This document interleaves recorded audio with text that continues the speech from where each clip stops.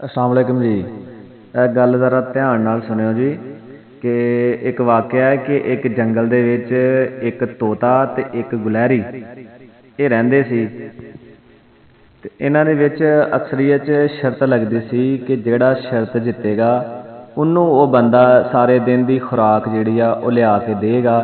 मतलब कि एक फरीक जिहड़ा तोता वो बैठेगा ते गलहरी जिहड़ा ओनू लिया के खुराक देगा, या फिर गलहरी बैठेगा और तोता ओनू खुराक लिया के देगा। ते अक्सरीत दे विच जिहड़ी गुलैरी सी ये शर्त हार जांदी सी ते तोता जिहड़ा सी ना ये अपने शर्त जिहड़ा सी वो जित जांदा सी। एक दिन होया कि ऐलान होया कि सारे जानवर जिहड़े ने वो बादशाह कोल आन, अज साल खत्म हो गया ते जी जिहड़ा जानवर बहुत अच्छा होएगा, जिन सारे साल अच्छी कारकर्दगी की जी, तो सारे जानवर खुश होणगे, उन्नू इनाम दिता जाएगा जी। ये शेर का ऐलान है जी बादशाह का।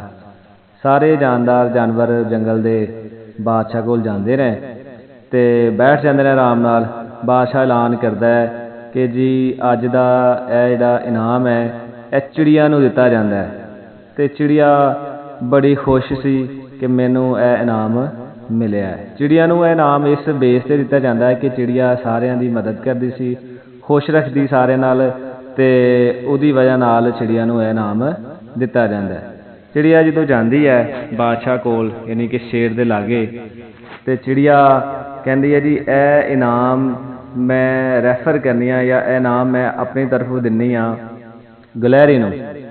वो सारे जानदार हैरान हो जाते हैं कि यार ये तो मिलिया सी सारा इनाम चिड़िया नू, ते चिड़िया अपना इनाम जिहड़ी आ वो हुण गलहरी नू दिंदी पई है, ते इहदी की वजह है। उसने कहा कि बई यह इनाम मैं इस वास्ते गलहरी नू दे रही हाँ कि गलहरी ने जान बुझ के अपनियां जिहड़ियां शर्तां ने वो हरियां ने। उसदी वजह यह है कि तोते का एक पर भी जिहड़ा वो जख्मी है, ते इहदी जिहड़ी चोंच है वो भी खराब हो गई है, ते गलहरी जिहड़ी है ओहदी मदद करना चाहती सी ते बार बार शर्तां हरदी सी, ते सारे दिन दा खाना पीना जिहड़ा वो तोते नू लिया के दिंदी सी। ते तोते दा उसने वक्त इस तरह गुजारिया और तोते नू पता भी नहीं चल दिता और सानू भी नहीं दस्या कि जी वो इस वजह नाल उन्नू सारी खुराक लिया के दिंदी सी।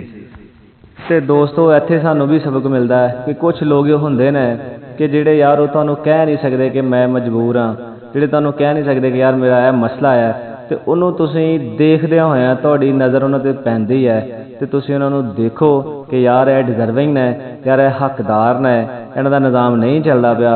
वो सिर्फ सफेद पोश ने, मतलब कि तुहानू कह नहीं सकते कि यार मैनू इस चीज़ की जरूरत है, यार मैनू यह चीज़ चाहिए है, लेकिन वो अंदरों अंदर बहुत ज़्यादा तंग हुंदे ने। ते सानू सोचना चाहिए सारे इंसानां नू कि भरावां नू कि यार किसी भरा दी अगर कोई मदद कर सके तो चलो, अगर भरा साडा कोई खुश होए तो अल्लाह भी खुश हुंदा है। इंसान की मदद करांगे तो अल्लाह साडी मदद करेगा। तो जे यह स्टोरी जनाब तुहानू अच्छी लगी है तो चैनल नू लाइक सबसक्राइब कर दो।